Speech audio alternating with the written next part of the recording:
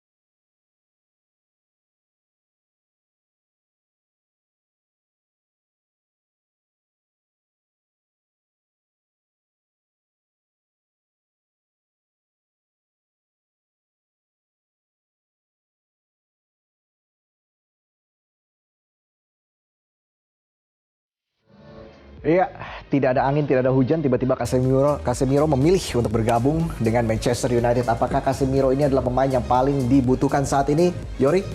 Ya, dibutuhkan Mas, karena di MU itu kita nggak punya DM murni. Nggak kuat kalau cuma ngandelin McFred doang. Jadi kita butuh Casemiro. Jadi Casemiro akan berduet dengan siapa nih di lini tengah? Eriksen kali ya? Eriksen Bruno. McTominay udah nggak? Enggak lah. Udah dulu. Jangan dulu lah, jangan. Kalau bisa jangan. Disembunyinya di toilet. Udah dicoret ya? Firsi, apakah benar ini Casemiro ini adalah pemain yang paling dibutuhkan oleh Ten Hag sejauh ini? Ya kalau dibilang paling dibutuhkan pasti dia paling membutuhkannya De Jong ya. Karena dikejar terus sepanjang musim panas, giliran nggak bisa, ketahuan udah nggak bisa, baru semua resourcesnya digeser ke Casemiro. Dan beruntung Casemiro cepet banget loh decision makingnya. Baru dihubungin kemarin dan dia langsung berpikir, dia langsung ketemu Ancelotti dan staff, hierarkinya setuju. Yang penting kedua pihak sama-sama dapat untung. Man United bayar 60 plus 10 ya kalau nggak salah ya.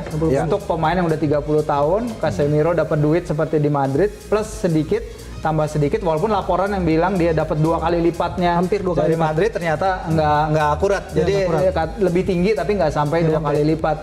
Dan Casemiro emang bilang dia pingin main di Premier League. Tapi kalau kita bicara the whole kebutuhan tim memang ya itu tadi, McFred ini udah nggak jalan lah, udah nggak bisa. You cannot play with McFred dan expect untuk finish di peringkat 5 atau besar atau 10, bahkan 10 besar klasemen juga kayaknya udah susah. Jadi memang Ten Hag memang perlu pemain yang bisa vertical transition untuk membuat possession naik dari back tengah ke depan. Emang bukan fungsi Casemiro di sini, tapi Casemiro dibutuhkan untuk menjadi jangkar lini tengah yang emang dibutuhkan itu. Nah, berikutnya bisa aja Lisandro menemani dia di double pivot, atau ya seperti tadi dibilang kalau emang mau pakai tiga gelandang sejajar itu lebih bagus lagi sebenarnya. Oke, Kang Jalu, mungkin kan Casemiro juga belum bisa diturunkan nih lawan MU ya. Iya, tapi ini mungkin jangan-jangan disuruh main di Selasa dini hari supaya bisa main ya sih ya. Nggak bisa, pendaftarannya itu harus Jumat harus jam 12 tadi. Dan itu dan dia walaupun dia beres hari Sabtu pun dia hanya bisa sebagai penonton paling dan dia harus visa kerja.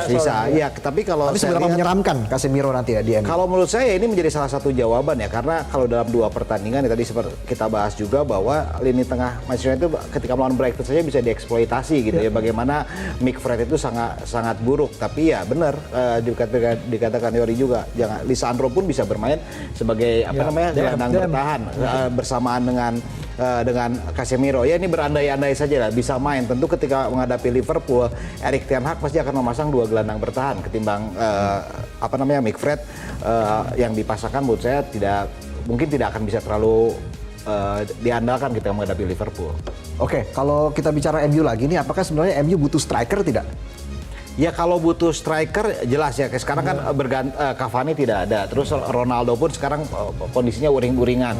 Ya pemain-pemain lain ya, kita juga tidak ada sosok tipe striker murni ya, the real number 9 tidak ada di itu Manchester. Kalau saya merupakan tipe orang yang suka ada satu tipe yang benar-benar bisa sebagai goal getter. Nah, dan sebenarnya di MU ini menurut saya belum ada tipe seperti itu. Jadi siapa nih sosok yang paling tepat, Yori, kalau misalnya MU sedang berburu striker saat ini? Terakhir sih dari rumor tetap ngincar Joe Felix. Joe Felix. Yang diincer Joe Felix. Tapi Oke. ada kabar juga Sesko kan. Padahal Luke De Jong aja ya, sama-sama De Jong kan.